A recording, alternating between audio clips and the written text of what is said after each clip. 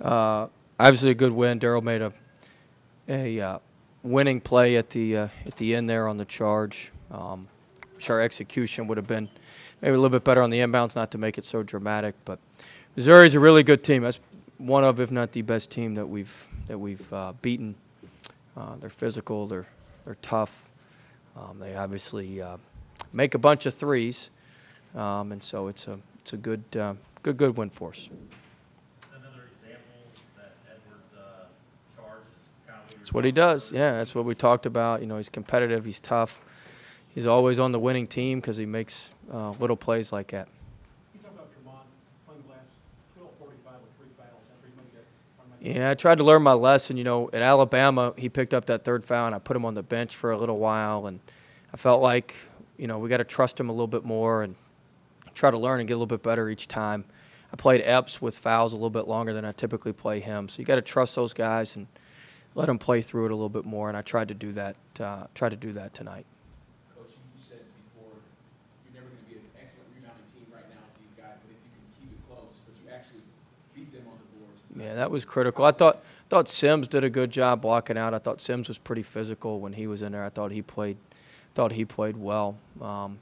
I thought we dug a few out when we needed to. When they went on their run in the second half, I think they got 3 offensive rebounds in about a 3 or 4 minute spurt, and that's what really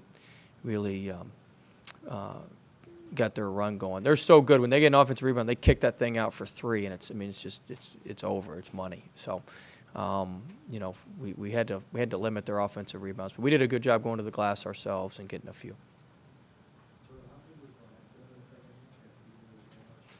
Yeah, he got in foul trouble in the first half, and then we left him a couple times. I mean, he's a big time shooter. I think at one point he was shooting almost 50% on the season from 3, like 48. I mean, he's a big time shooter and catch and shoot guy, and you can't leave him. He's a tough matchup for us because he's so big and physical, and you know, he can make jump shots. But he got him going in the second half. What did he end up with? 6 threes, 5 threes, 5 or 6, 6 of 8, right? 6 of 8. So, I mean, that's 6 of 8. That's hard to shoot from 2. At one point, Missouri was 10 of 13 in threes, but you got to figure percentage they might even out. Well, they didn't really even out. I mean, they still shot it really well, really well from 3. We helped in a little bit too much on some penetration, and you know, they do a great job getting in the paint and kicking it and finding guys and having guys rotating and having guys moving. So they do a really good job. Darryl took the charge there late, but in those last 2 possessions to go 1-3-1, what was the strategy? First, I think y'all put switch in there and went through. Yeah. What was the thinking behind it? Well, the thinking was that they run good stuff out of sideline, out of bounds, and they run good stuff. But also just we weren't able to guard Robertson off the ball screen. And so we started hedging him late in the game, but then he was throwing it back. Porter just missed a wide-open look when we were up 1 on that wing off a hedge. And so he just missed it. It wasn't anything we did because we couldn't recover back quickly on the hedge because he strung us out. So the best way to play him was probably to blitz him, but we couldn't blitz him because Wap just wasn't moving like he needed to, so we weren't going to be able to blitz him. So I felt like if we could at least just play the 1-3-1 for a little bit, make him get a little bit later in the shot clock, then we went man out of it. That way we could switch some stuff and just not expose ourselves quite as much. So, I mean, it was obviously risky, but it worked out. You said a couple of days ago, Coach, Missouri was a team, if you go up 3 to 4, 5 points, they get it back really quickly. Yeah. So like the PMAC, y'all would go up 1 or 2 or 3. PMAC, Yeah, they hang in there tough. They hang as well as any team I've seen all year. They just hang, and then they usually do what they did at the end where they just make a few shots. And, you know, when Puryear hit that 3, I thought, dadgum, this is just not – I mean, you know, he's hit big threes in their wins. He hit the big 3 against Mississippi State. He's only hit 2 in conference play. That was the 3rd one he hit today. But we kind of evened it out when Sims threw his in. That was his first one in conference play. So that evened out the statistical anomalies there. do you think those emotional swings like that help to develop the character of you know, your team?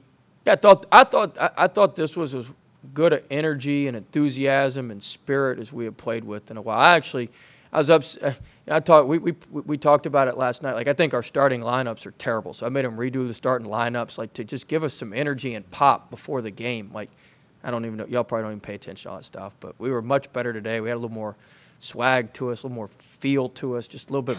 you know, I just thought we gotta have a little personality. And I thought we started off with that, and I thought we played that way for the most part in the game, which I was really pleased with. You had to coach your starting line there, don't you? Yeah, oh yeah. I mean, your guys.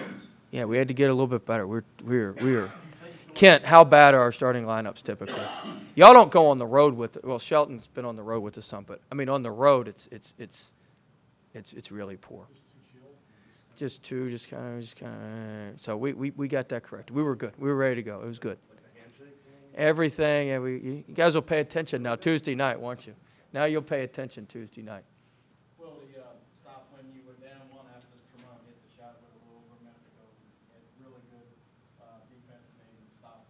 He had a stop there when Harry hit the rebound. Yeah, it was a big rebound by Epps. Thought he did a great job coming down with that. And, you know, Trey made some big plays. We kept the ball in his hand there at the end of the game. We ran the same play we ran against Alabama the first time. And the second one we just ran one of our flat ball screen sets. And, you know, he made the right plays, and they went in today.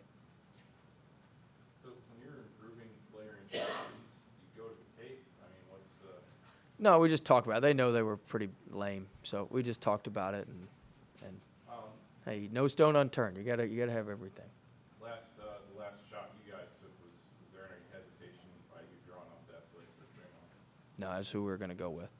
You talked about obviously how tough Missouri is in this situation. To get a win like that, to be tough yourself. Yeah, no, I mean this was as good a win. This is similar to the Houston win. Just we had some grit to us.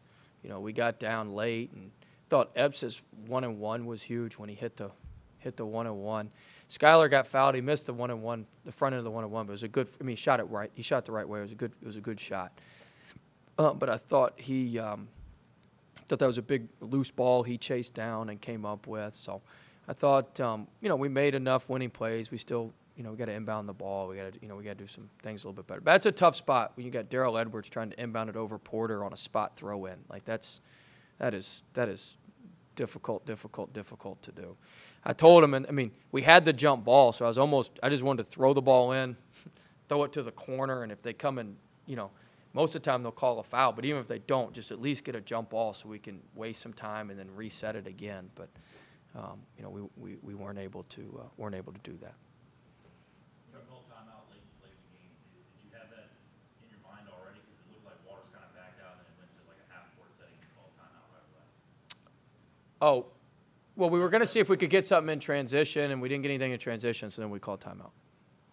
How much was the charge also credit to Darrell's basketball IQ? Because he was in the circle and stepped out. Yeah, that's how I mean, that's what he does. I mean, we've done that. I mean, I'm not going to say that. This is the second time we've taken a game-winning charge this year, and Darrell's been involved in both the plays. You talked a lot in the preseason about how last year's defense was the second worst since 2002 in Power 5. To hold them to 8 points or 7 points in the last 8 minutes to win a game on that end of the floor, what does that say? Yeah, we're getting better. I mean, our defensive numbers aren't anything to write home about, but they're certainly much improved. I think we've got a good way about us. We're able to, you know, dig things out a little bit, and I thought we were a little tougher around the rim today than we've been in a while. We caused some stuff at the rim. We didn't necessarily block a lot of shots, but we affected a lot of shots. I thought we had a little bit more pop to us at the rim than we've maybe had. That one blowout pass. We always have that. They threw it to me this time. That was nice of them. Ron, you always have to remind us of that sort of stuff. I don't know. I was being positive today, Ron. Yeah, I guess he hurt he keeps hurting the same foot, keeps coming down wrong on it. So we just got him. He didn't practice the last 3 days. We were letting him lay low, and he said it was the best he'd felt in weeks coming into the game. So they do a good job post crushing, so it wasn't a game where he was going to be, overly effective on the block anyway. Thought Sims really helped us today. Sims really helped. It looked like the Sims we had in the non-conference.